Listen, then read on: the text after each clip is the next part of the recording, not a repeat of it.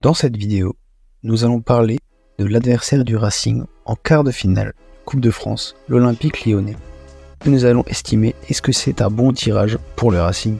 Comme dit précédemment, le Racing a tiré pour les quarts de finale de Coupe de France l'Olympique Lyonnais. Pour pouvoir estimer si ce tirage est bon, nous allons découvrir les autres équipes qualifiées en quart de finale. Tout d'abord, en Ligue 1, il y a le PSG, l'OGC Nice, le Stade Rennais et l'Olympique Lyonnais. En Ligue 2, il y a Valenciennes, en National, Rouen et en National 2, le Puy Foot. Donc Lyon n'est pas le pire tirage possible, mais ça n'est pas le meilleur non plus. Ce qui en fait un tirage compliqué pour Strasbourg est surtout le fait de jouer à Lyon. Tout d'abord, il faut savoir que l'équipe lyonnaise est complètement différente de celle qui avait joué le premier match de Ligue 1 contre le Racing.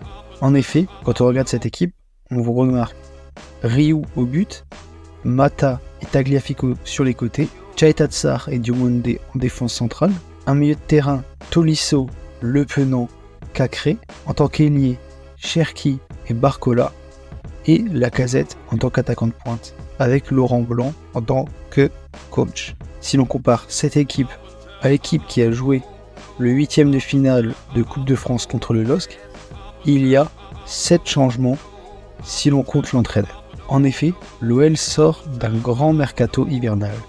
En effet, c'est le club en Europe qui a le plus dépensé, avec notamment Malik Fofana, Gift Orban, Aurel Mangala, Saïd Benrahma, Adrielson, Luca Perry et Nemanja Matic.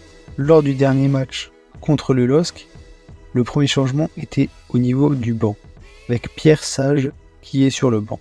Perry était en tant que gardien, Maitland Nice en tant que défenseur droit, O'Brien était avec Chaita Tsar en défense centrale, Mangala, la nouvelle recrue, a intégré le milieu de terrain, pendant que Fofana a joué à gauche et Orban en tant qu'attaquant de pointe. Maintenant, nous allons parler de l'homme qui a changé la face de l'Olympique Lyonnais cette saison, Pierre Sage. C'est la première fois qu'il a un poste comme ça. Il n'avait jamais été entraîneur principal d'une aussi grande équipe. On peut remarquer un vrai changement. Avant que Pierre Sage prenne les rênes de l'équipe, on peut voir qu'il n'y avait qu'une seule victoire pour l'Olympique Lyonnais. Et depuis qu'il est là, il y a 7 victoires pour seulement 4 défaites et aucun match nul. C'est un vrai changement qu'il a amené avec lui. Et c'est pour cela que les dirigeants lyonnais ont décidé de lui faire confiance, malgré que dans un premier temps, il était venu seulement en tant qu'entraîneur intérimaire. Pour continuer, nous allons voir, selon moi, la clé du match. Ce qui va faire que le match va basculer d'un sens ou de l'autre. Selon moi, c'est la bataille au milieu du terrain. En effet, lors des derniers matchs, l'Olympique Lyonnais jouait avec un milieu 2, pendant que le Racing jouait à un milieu à 3.